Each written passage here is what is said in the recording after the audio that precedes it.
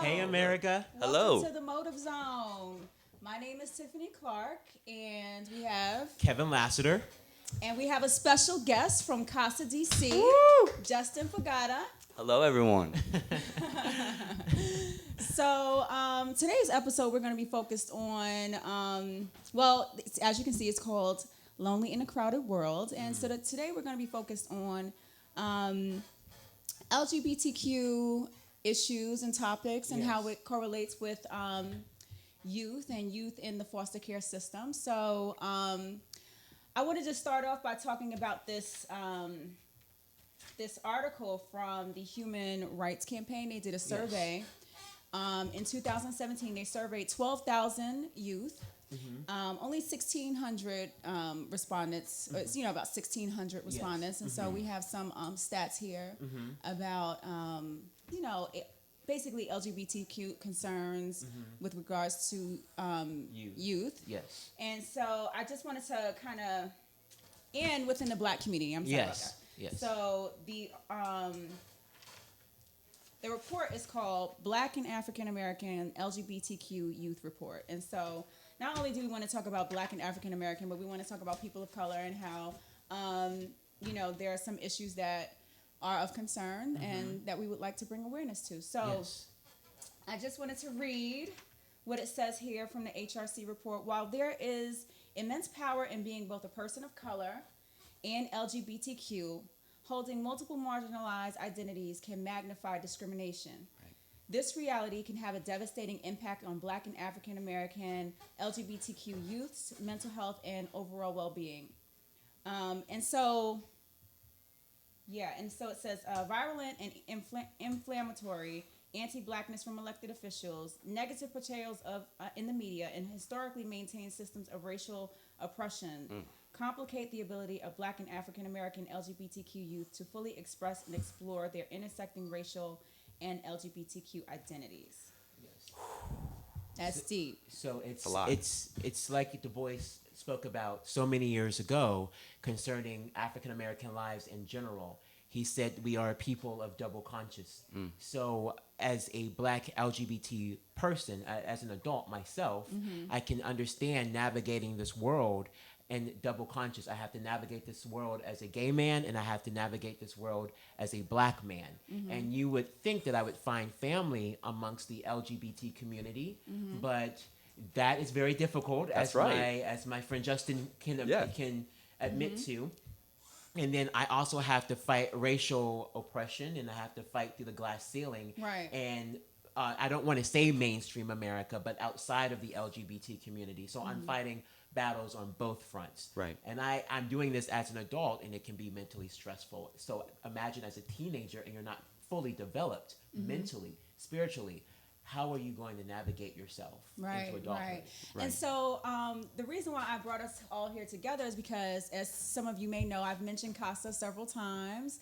CASA stands for Court Appointed Special Advocate. And so, Justin, can you just kind of give a little background on what CASA is and what you guys do? Sure. So I've actually only been with CASA for 2 months. Yeah. So I'm still relatively new.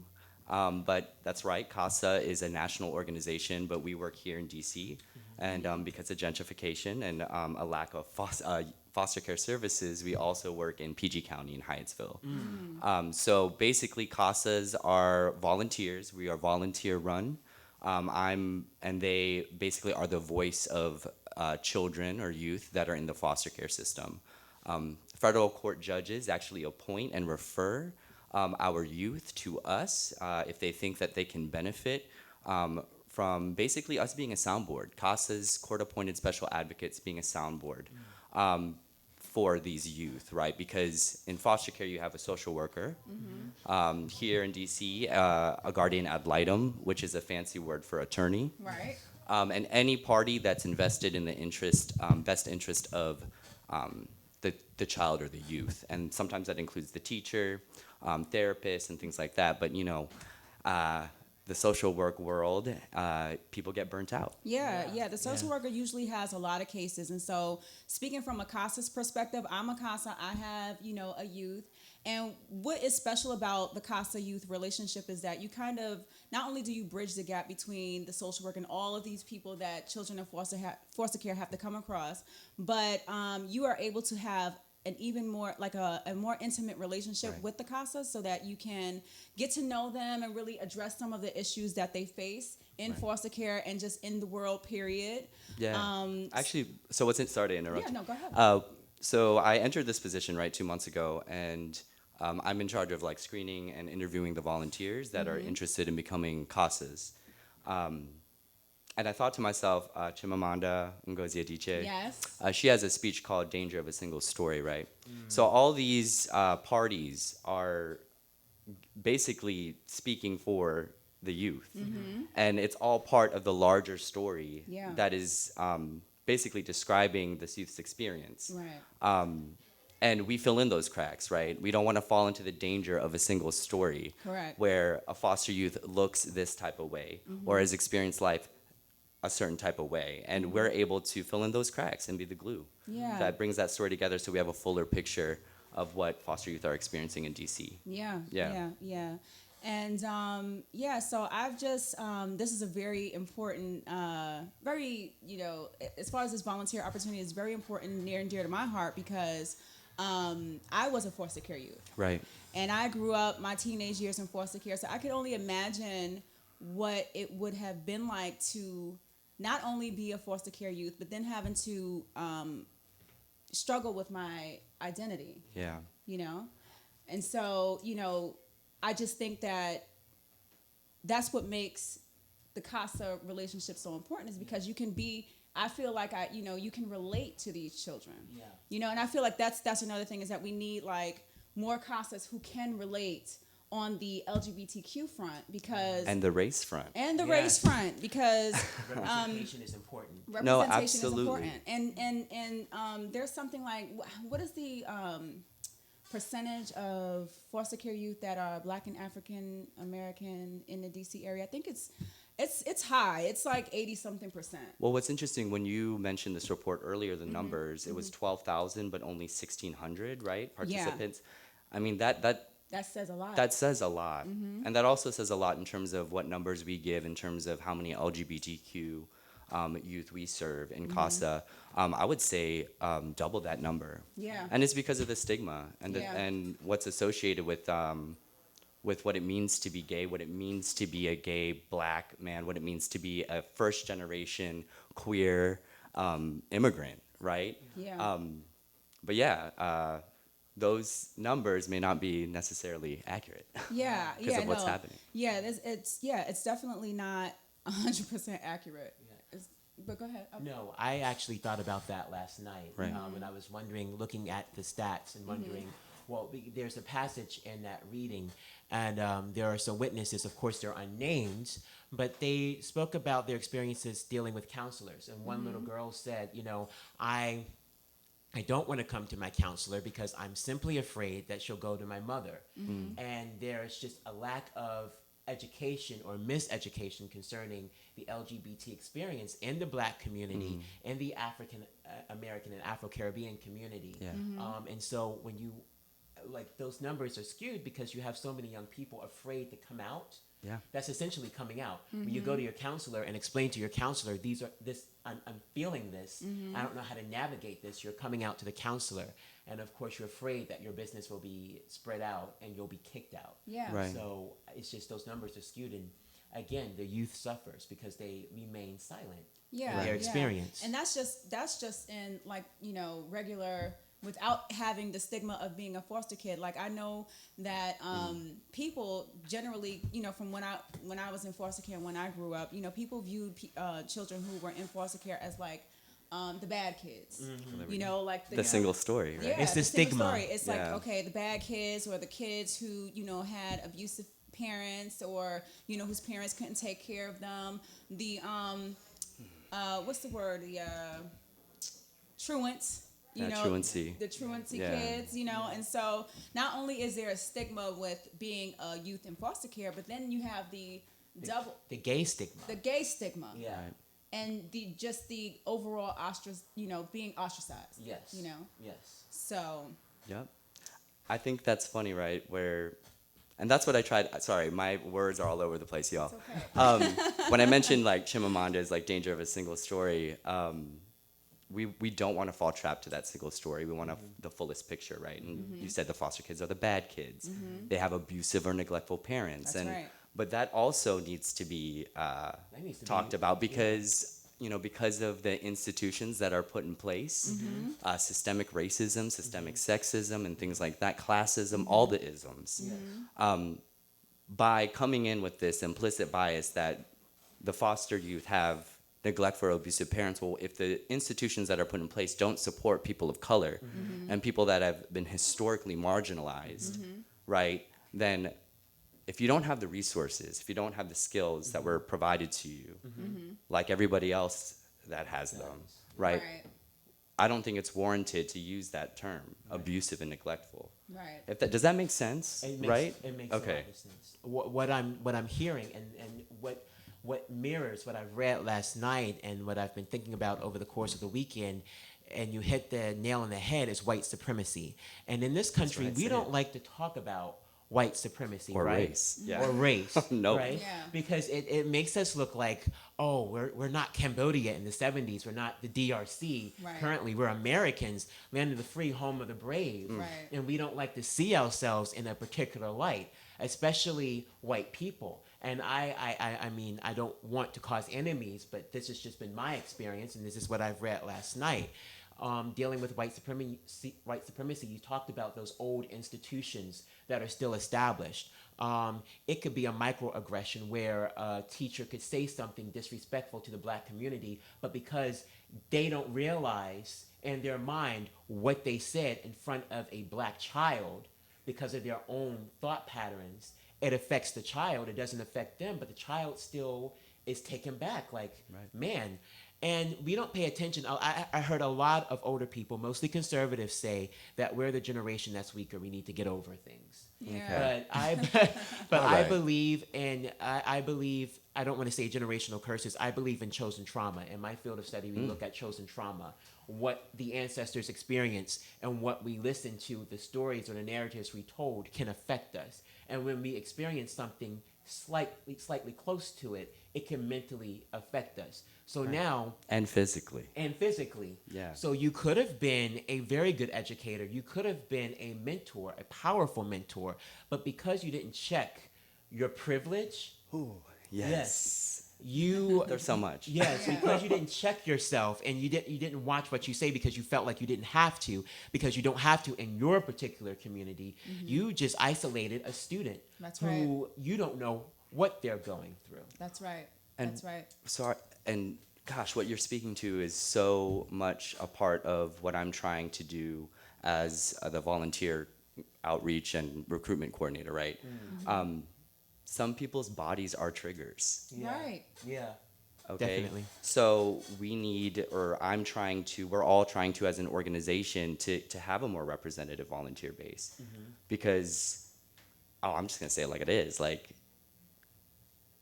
some bodies are the oppressor. White people are the oppressor. Right. And if that is the narrative that you've been told ever since you were young, having to interact with a casa, with a casa or- Yeah. who could be the living embodiment of the oppressor is a challenging relationship to navigate. That's right. That's right. That's Was powerful. was that too much? No, that No, was it was- powerful. it's I on love point. it. I love it. That's Not to 100% say correct. that Not saying that we don't, like, these volunteers are not valued, that they're not needed, that they're not necessary, that they're not doing great work, but it's the facts. yeah.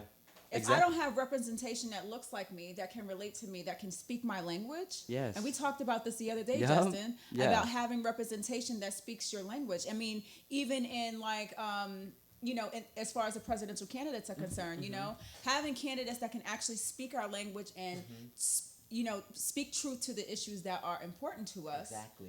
is what I want to see. Yeah. And I know, like, for example, Marianne Williamson is, I don't want to, she's not a front runner right now, and people don't really understand who she is. But she speaks my language. Yes. She speaks about the issues, about oppression. Right. She speaks about, ostracizing certain groups, certain groups of people. Yes. She talks about togetherness. She talks about the toxicity that is in our government and how it needs to be dug up from the root. Yes. That's my language. And Yeah. granted, we have a lot of Democratic candidates who are qualified. They have the history. I mean, they have the track, their career track to vouch for them. However, their track record doesn't necessarily align with what it is that they're saying that they are about right now. Yeah. If I can Go for it. If I can lay into this, the candidate from Hawaii, Yeah. Gillibrand, is it? Hawaii is what is her name? It's Tulsi. Tulsi. Is that her name? Uh-huh. Yeah, but she's the one from Hawaii. America, forgive me, Tulsi. But the candidate from Hawaii, Tulsi, she's actually spoke for the LGBT community in recent years. She spoke for the LGBT community, when she introduced herself as a candidate, as a presidential candidate. Right. These were particular issues that were brought to her because at the same time, this was when President Trump had introduced a legislation that would kick out transgendered people out of the military. Yeah. Yes. So a lot of people ask these candidates that are coming up questions concerning your push for LGBT progression because President Trump, during his campaign, waved, I remember, I saw it. It shocked me. I said, oh, he's waving it? He waved the rainbow flag and said that he would always keep our community at his heart. I remember those words. And he would keep our rights at the forecenter of his mind. Right. But then this new legislation came out of nowhere, and it came under the guise that, medical issues. The military shouldn't have to pay for surgery or certain medicines for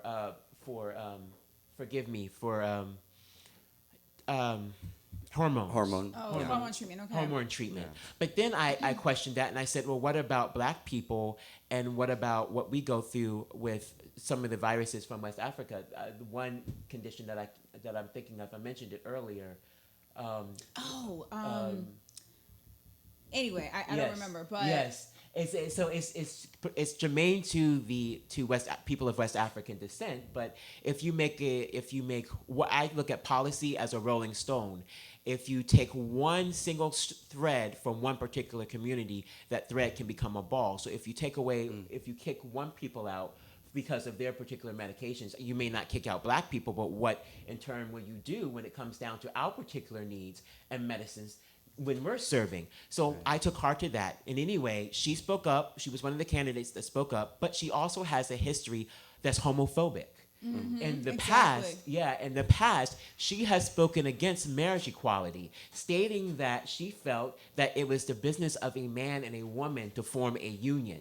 And then she put it under the guise of what would it look like towards our kids, towards our children who look at examples of family building. She has since recanted that statement and said that she has grown, but I don't know, my particular experience with dealing with human beings, it's hard for a zebra to change its stripes. Exactly. If I could see, I want to be a fly on the wall if she has children or if she's going to have children in the future and they come out to mommy, what will be her particular response? Well, right, and she's a politician. Yeah, and, exactly. Politicians are opportunistic, and you need that vote, right? So you're going to say what you want to say, even though it's disingenuous, even though when your values don't align with your intentions. If your intention is to win, let me move those values aside, which is, a candidate that I ain't trying to support. So, Exactly. yeah. Exactly. Yeah. So what I'm getting from the both of you, because you two are participants of CASA, That's right. and I'm pushing to be a new member because I Are love you the work that they serious? do. Yes. Oh my God. Yes. Yes. Yes. We are making a CASA match up in here. Yes. We are about to bring us. Oh, that's and wonderful. we need more male volunteer Yes. CASAs. Male men of yes. color. Men of Yes. color, people within the LGBTQ community Yes. that can really relate. A big shout out to my high school, Mount St. Joseph. A big shout out to the counselors and the teachers there. This is in no means to devalue the beauty and the effect that you have on my life, but I feel like if there were black men, not even gay men, but black men in my school who I could come to, could talk to, could relate to, teachers, professionals, I think my experience would have been a lot better, and I think it would not have taken me 10 more years, maybe 15 more years to develop a sense of self-worth and confidence, because the only sense of history that I got out of that school was the transatlantic slave trade and slavery itself, and then they talked about Jim Crow, and that was the end of the story or the narrative of my people. When my people's history expand beyond slavery and Jim Crow in America. They had different programs available for people who were Catholic, people who grew up in that particular world. And then when I went to some of their meetings, they were all white. I didn't see my face represented. And I'm a social person. Anyone who knows me knows I love people. I love to learn from your experience. But I like to connect with my own. And for a very long time, I wasn't, as strange as some of you out there may find this, I wasn't proud of being a black man, because the only thing that I saw in my community that related to me was slavery or Jim Crow or the movies that you would talk about or see at BET. And I have to, a big shout out to my family. I love you guys. But I have to talk about family at this point, Yes. Yeah. because this is when family steps up. Right. And my mother isn't a lover of history, so black history wasn't reviewed in my household. So I wasn't getting it at home, I wasn't getting it at school, and the only sense of history I was getting it from were white teachers who were teaching it from a Western perspective.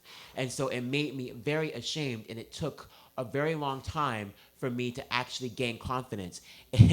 I tell this story all the time.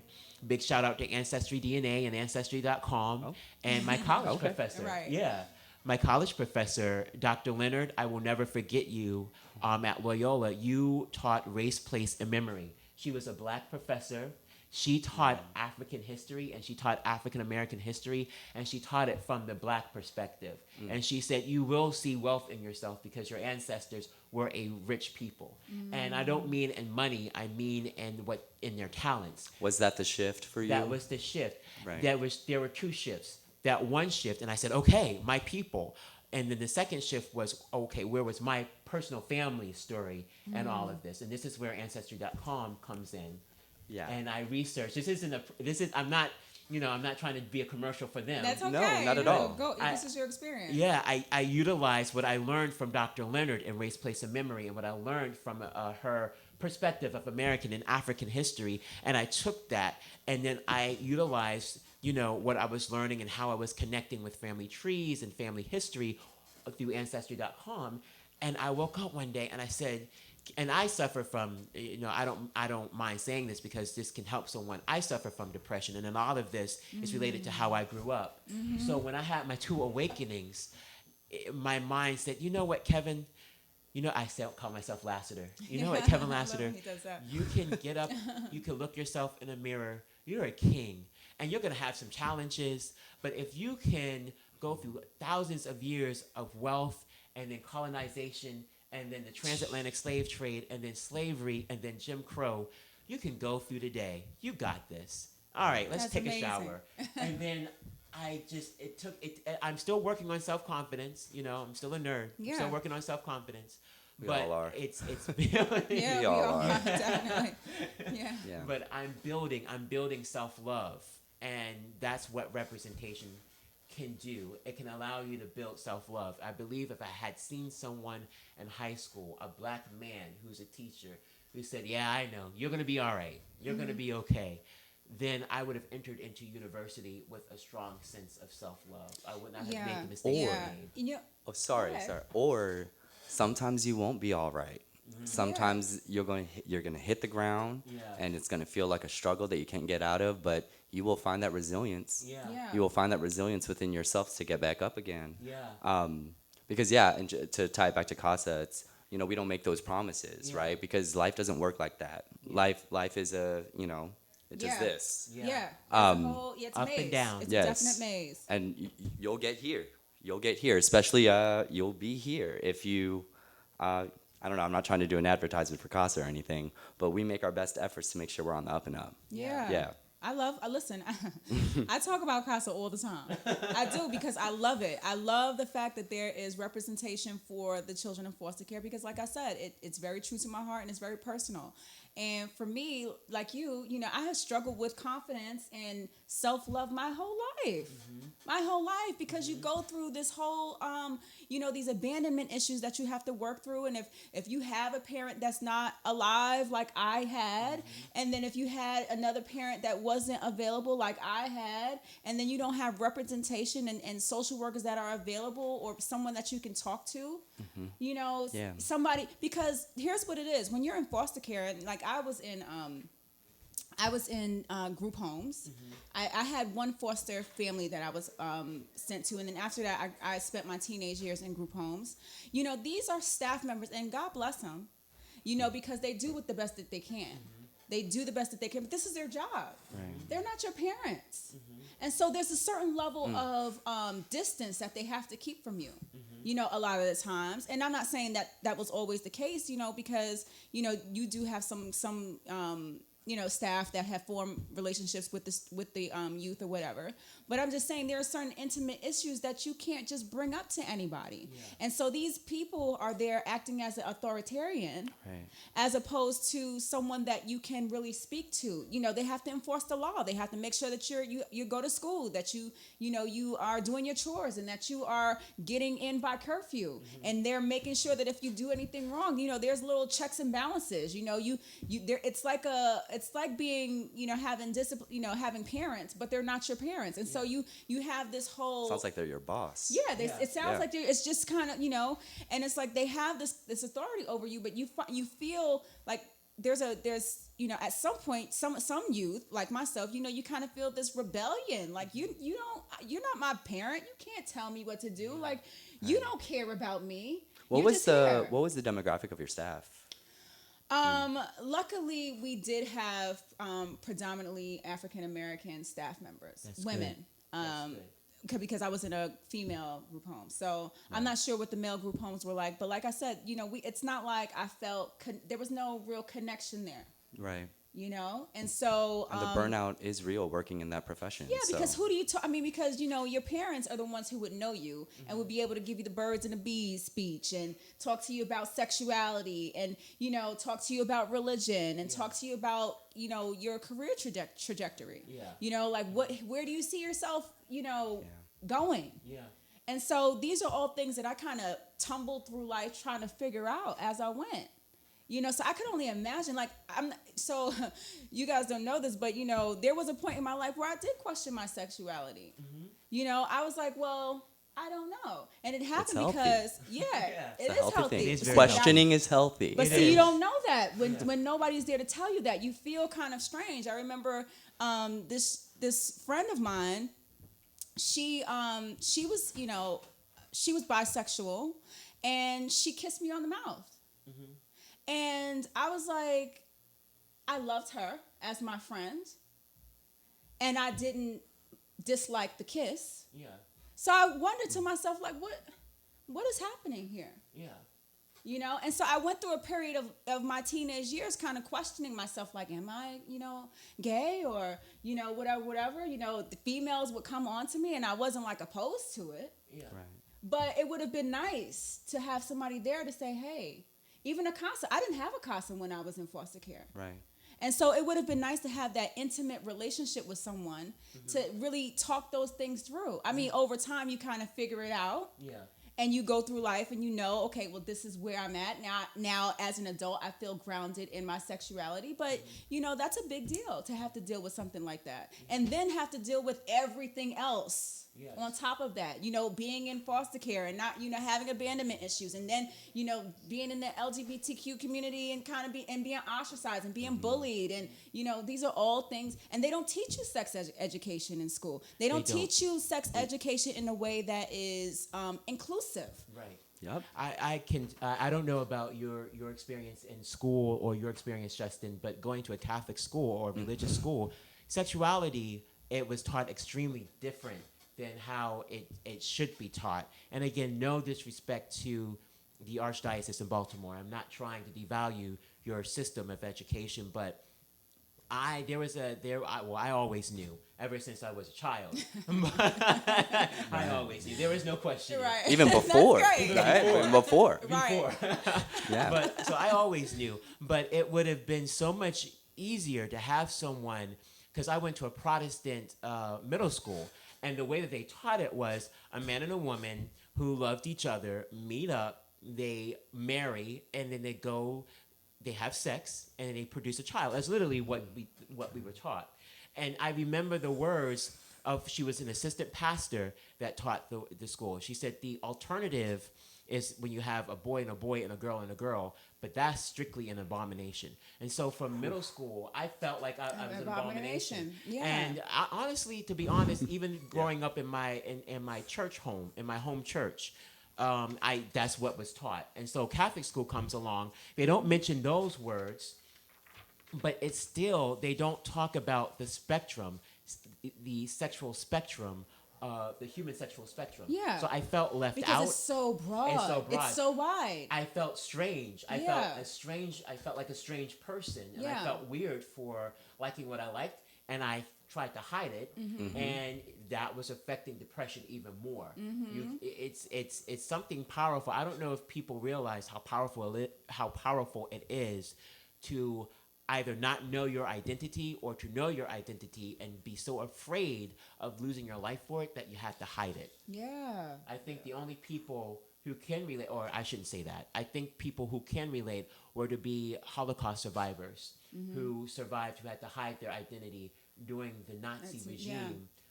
If they could hide, Yeah. or if people, and this is a whole deep conversation about colorism, but we read from our books people in our country's history who had to hide being people of color for their own means of survival. Like, that's something deep. That's Yeah. something deep that you have to go through so much to try to pretend to be a Yeah. member of the majority. Yeah. But it's so complicated because colorism happens within communities, right? Especially in the Southeast Asian community. I mean, it's all tied to what's considered wealthy, right? The more fair-skinned you are, You're right. the more wealthy, the more attractive, Right. Right. the more desirable you are. Right. Right, it's happening with my own people, right?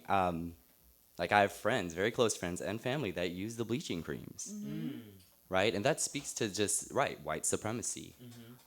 Ooh, it can get so deep, y'all. Yeah. Like I can bring the Bible in this too, sorry. Yeah. Yeah. But Definitely. yeah. Definitely. So what I hear, I keep going back to this. I want to read this because I keep Go hearing for it. community. So parents and families, this is according to the report that we found. Parents and families have a critical role to play in creating open environments to foster positive self-esteem, mental health, and well-being. This lowers the risk of depression, distress, and feelings of hopelessness, and reduce the risks of substance abuse. So when you have, and family is more than just people who gave birth to you. Right. Chosen family. That you Yeah. can have a chosen family, but whatever type of family you have, it gives you a sense of self-worth. Right. And then in turn, when it comes down to substance abuse and mental health, I want to look into that because you're not turned away. You don't have to look for a release, some sort of chemical or or an individual, because individuals can be a drug. Okay. You're not looking into a release from the pain that you feel because you feel love. You have love surrounded. And they're hopefully are guiding you to make you realize, look, you're always loved here. Outside in that cold world, you're going to have some experiences, Right. but you have a foundation here. Right. And that can make a world of difference. Right. According to that report, 47% of those who were polled hear homophobic phrases every day, rather they're out to their families or not. And for those who are not, that keeps you more suppressed because you hear it from the outside. It's nothing when people at school say it, but when your own family says it, it's like confirmation. Right. Yeah. Yeah. Yeah. You know, and what's interesting is, you know, I have always had an outside in perspective. Like I had no, like there's so much that you come to realize about the LGBTQ community once you kind of put all the pieces together, especially for people of color. Like how this really like puts you in a position, puts you in a place to really feel like you're lonely in a crowded world. Like you are just out here by yourself. Yeah. You know. Well, so what's funny is you're talking about family, right, and how it impacts people's self-esteem and their self-worth, and it reduces the instances of substance abuse and things like that. Right, and then I mentioned chosen family, which is oftentimes used in the LGBTQ community as like, your family may not love you or support you the way you want to be, but you can find your chosen family. But I feel like, and I'm only speaking from experience, right? I'm speaking from an I don't want to speak for Everyone a particular else, right. community. I'm not trying to do that. But when you have oppositional identities, right, where I don't even feel that interconnected with my supposed chosen family, right? Because, yeah, intersectionality is real, and most of my friends gay friends are white. Yeah. And so that issue of loneliness, right? Right. Yeah. It's difficult to navigate Right. when you're carrying multiple identities that are in opposition to one Right. another. Right. And you don't have people to be in community with necessarily. So Right.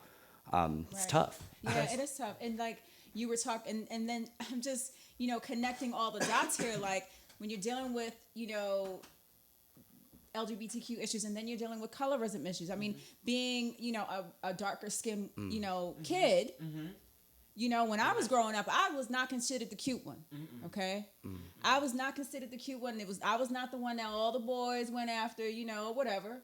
And so I could only imagine. Or girls. Right, or girls. I can only imagine being in that skin. Yeah. You know what I mean? Being the person in that skin. And then not only are you not connecting with, you know, people in your community, but you're still not connecting with yourself. You don't know what's going, like all the intricacies of what's going on there. Yeah. You know what I mean? Yeah. To try to piece that all together and then find a tribe that can surround you and support you. Yeah. That's hard. It is very hard. And Justin, you reminded me of similar stories and instances that I've gone through, Right. Trying to navigate. Because I said, like I said, I love my family, my birth family. Yeah. I especially my grandmother, who's gone on to the other side since '07. I loved her. She will always have my heart. But again, there was this education, there was this religious aspect that always separated me from the rest of my family. As much as I wanted to be so connected with them and their experience, there was something about me that was just different that they did not agree with. Right. So when I became of age and could travel to D.C., I came to Washington, D.C. I would, you know, drive, and I had my car, and I still do, take the train. What year was this that you traveled back to DC, or you went to DC? It's 25. I started at the age of 25. All right. That's when I started really It's a exploring. good age. Yeah. To explore DC. Yes. Yes. Exploring the gay life, the nightlife in DC. And Yeah. so I would either take the train or get in my car, and I would go to certain clubs, certain pubs. And yeah. Now, I've seen shows like Noah's Ark. Some of you in the LGBT community know what I'm talking about. I've seen Noah's Ark. I've seen, what's that show? They were in Philadelphia. Queer as Folk. Queer as Folk. So Noah's Ark is like the black black African American version of Queer as Folk. So I saw, Okay, I didn't know that. yeah, so I saw both, and I was so excited. I said, Lassiter, you're going to find your tribe. You're just going to be amongst your people. And it's just, you are either going to be Noah on Noah's Ark, or you're going to be that cute little Italian guy. Oh. You said I'm going to be Noah's Ark. The entire Noah's Ark. The entire cast. The entire cast of Noah's Ark. You're just going to have this grand experience. And you're just going to have these stories to tell, and it's going to be lovely. And then you're going to move here, and it's going to be even more lovely. And you want to know what happened? I went to my first club. I'll never forget it. It was on Florida Avenue. It was no, Twist is in Miami. It was on Florida Avenue. I forgot about it now. It was a while ago. Well, it might be closed down. Yeah, so. these clubs close a lot around here. Yeah. So it will come to me just like the disease I was talking about with people of West African descent, sickle cell. There it is. Yeah. There it is. So it will come to me. But it was on Florida Avenue, and I'll never forget it. I went in and I made sure I looked good. Okay, I had on my white Yes. shorts and my little polo shirt. White shorts. Right, because You are brave. Right, I watched prayers. Okay. Yeah, I was like, oh, this is stylish. Just I look okay. So I walk in the club. And I'm me. I'm Kevin. Everyone knows I like to smile. I like to greet you. Yes, I very don't play, friendly. Delightful Kevin. Yes, I don't play suave. I'm like, hi, I'm Kevin. So when I got up there, Did you do that? I did. You came in with the I handshake came like in that? with the handshake. All I was right. like, hi, I'm Kevin. It's so nice to meet you. Oh, that's wonderful. I love that. That's so I good. felt I wanted to meet my tribe, and I got the strangest looks. And I always thought it was because, oh, Lassiter, you're just being too much. Like, you shouldn't go up and shake their hand. You should, like, play it cool, This isn't television. This isn't Queer as Folk. Like, play it cool. So then I tried to play it suave to the best of my ability. Right. And then I would go to the next place, and I would just get these strange looks. It didn't hit me until I have a wonderful friend. His name is Jermaine. And he actually talked to me about, the realities of some organizations like the HRC. And he said, well, Kevin, honestly, don't change yourself. Don't try to pretend to be something that you're not, because that can get annoying and old. What you're experiencing is a great division in the LGBT community. Yeah. You never knew it because you never walked into it, but now Wow. you're seeing it. You're dark skinned and you're a black man, and the reason why they turn away or look at you strange is, number one, you walked up and you just walked up like this, and there's nothing wrong with this. This is considered normal Yeah. in Western society to shake someone's hand. Right. You Yeah. would do it in DC culture. You would do it at the workplace Yeah. Right. or at Starbucks or something. Yeah. What you're experiencing is you just walked up into their world, and they don't know who you are. They don't know your face. It's a mostly white crowd, and you just walked up on them. And you just, Oh, so you went to a mostly white club. yeah, it was. Okay. I didn't my eyes weren't open until he sat me down and said, "Let me share some realities to Wow. you about being a gay black man, especially if you're going to be navigating Washington D.C. and dancing all over the place. You need to know. We go to these clubs during Pride because they're alive and everyone's there, but then there are certain clubs that we go to that I need to introduce That's you to. sad. Oh, I know That's- those. yeah. Okay. But that's Yeah. that's the reality, right? Yeah. Yeah. So he said you walked up into their world and you owned it, and that wasn't your intention, but that was their space. And then on top of that, the reason why people weren't walking up towards you is because they didn't find you remotely attractive, physically or spiritually, because they found you unrelating. You're a black man. There are certain crowds that may look at you as a fetish, and then there are other crowds There we go. That's that true. subconsciously don't find you attractive.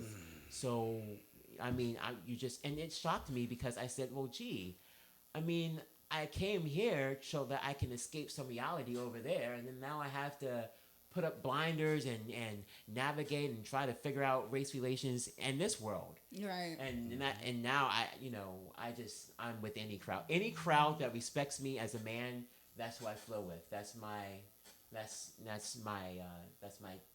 take. Your motive. My motive. That's my motive. Any crowd who respects me as a man, I don't necessarily look for a particular crowd. I look for how you treat me as a human being. Right. Right. Right. And it's sad because it's hard being a gay man in the straight world. So I need my LGBT Ooh, people. add that intersectionality too. Yeah. It's hard being an Asian man or an Asian gay man in a straight world as well. Like, Yeah. Right. it all plays into it, and it just makes it that much more complicated. But it makes I'm all about celebrating differences, but it makes the world that much more fruitful, interesting. There's more stories. How'd that night go? Did the handshake not work for you, or? Did you have fun? After I got over I had to sit in the corner and be like, all right, because I could feel The tension. the tension. Yeah. So I said, all right, Lassiter, because I'm shy a little bit. And so I Yeah. said, you just got to get over it.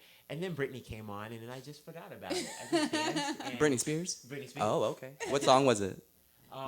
Hit me, baby, one more time. Oh, no. I love that. In I your love white it. shorts. Yes, he did. That is perfect. Hit me, baby, one more time.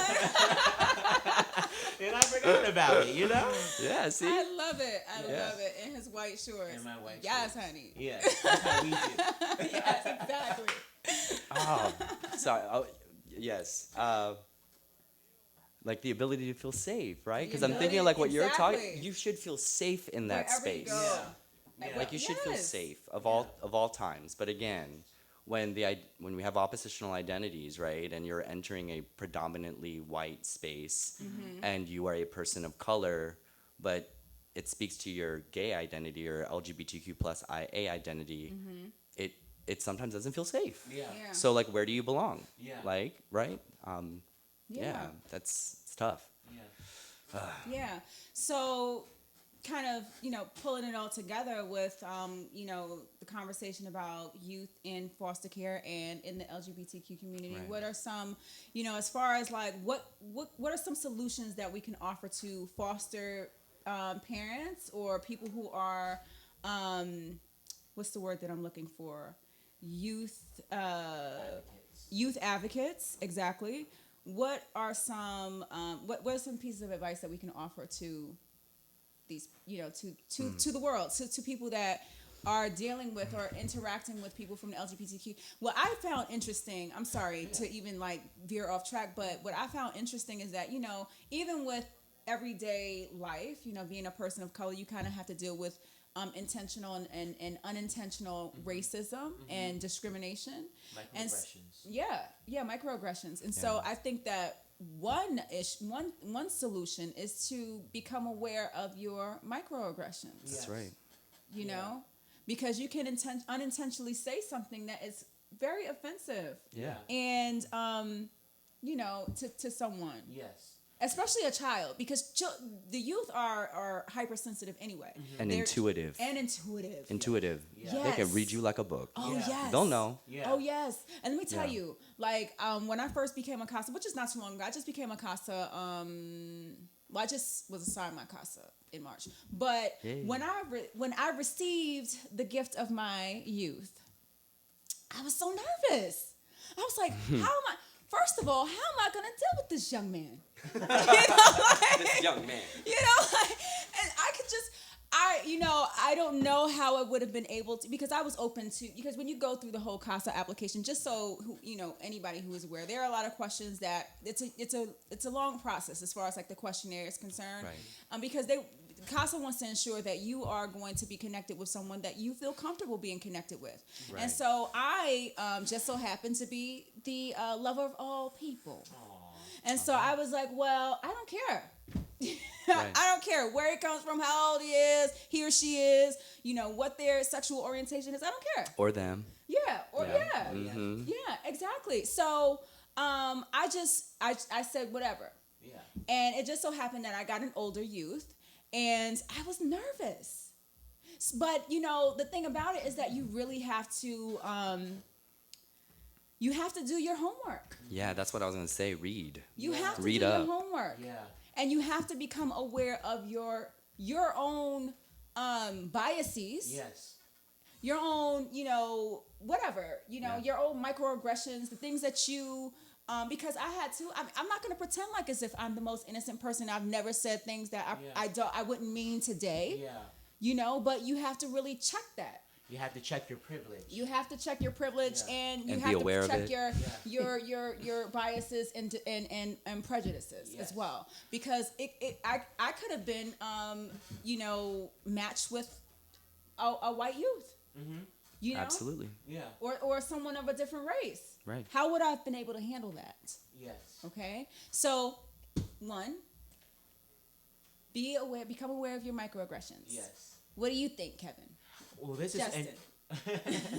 well, this is guarded towards. I was gonna say this is guarded towards Black America, but I'll let Justin take the lead on like when it comes down to Asian Americans, Okay. because there's a similar theme that I'm hearing from him Right. as a gay Asian American. Okay. When it comes to, and it's just a little research that I've done when it came to other people of color, Right.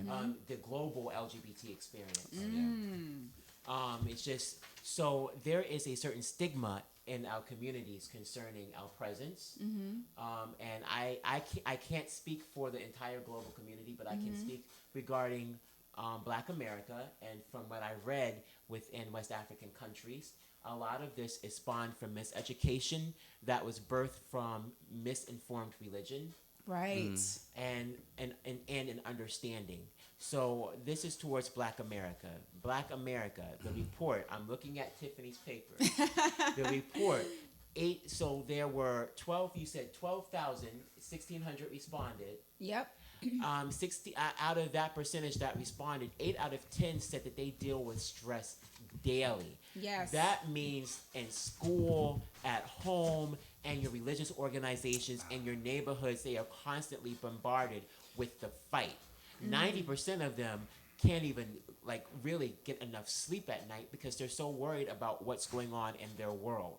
And when they come to you about these particular issues, and when you're hitting them hard, I can speak from my personal experience, hitting them hard with the Bible, what you are is an abomination. You need to get rid of it. I don't understand you. This isn't a part of our community. This isn't a part of our experience. This is wrong. What you're doing is you're doing the same thing, and this is not geared towards all white people, but you're doing the same thing that white people have done to people of color for years. You're chipping and picking at what makes us beautiful and unique because it's different from you. Right. And it's destructive to us.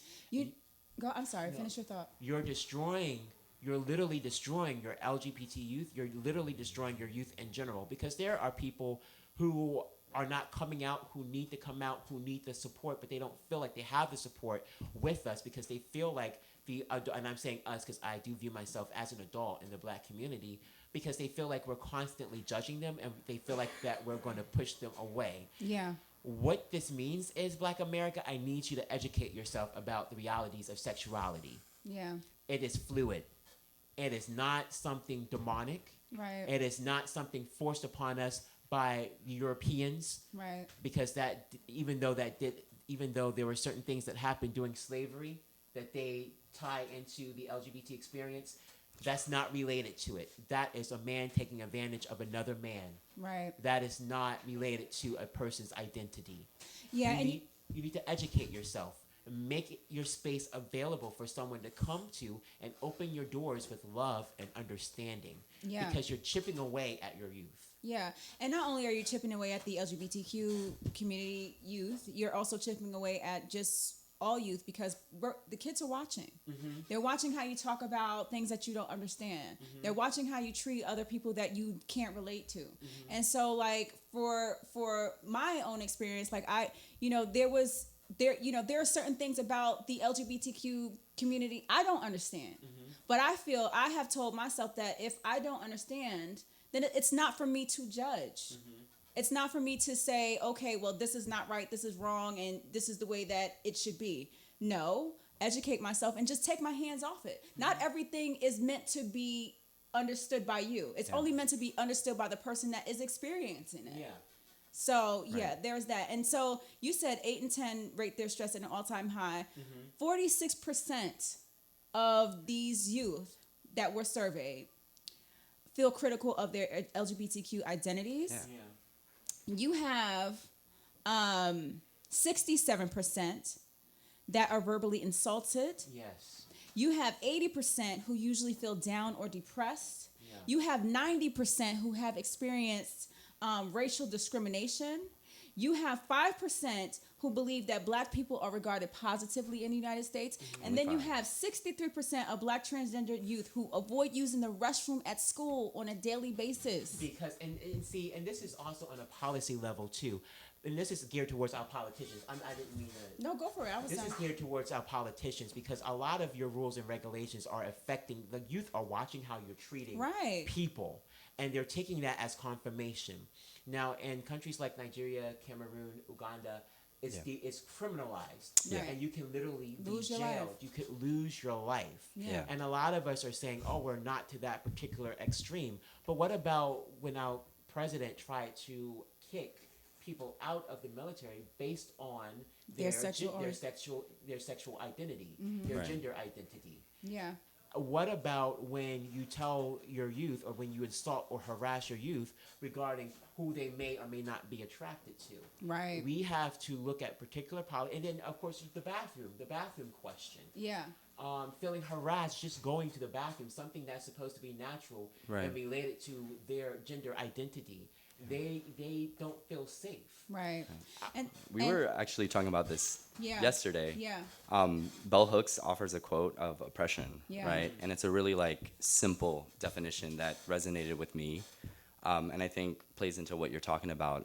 She says oppression is the absence of choice. Right. Yes. The absence of choices. If you don't have the choice, then you are an oppressed people, Right. right? And some people have more choices than others. Right. And that plays into the multiple identities that we carry, what it means to be a person of color, what it means to be a gay person of color, what it means to be a gay person of color who has just immigrated to this country, the less amount of choices you have, and then the more oppression you experience, right? And then to be a youth in foster care, it's even, Right. There's another layer. Yeah. It's a layered conflict. it's definitely magnetized. So I just wanted to kind of wrap this up.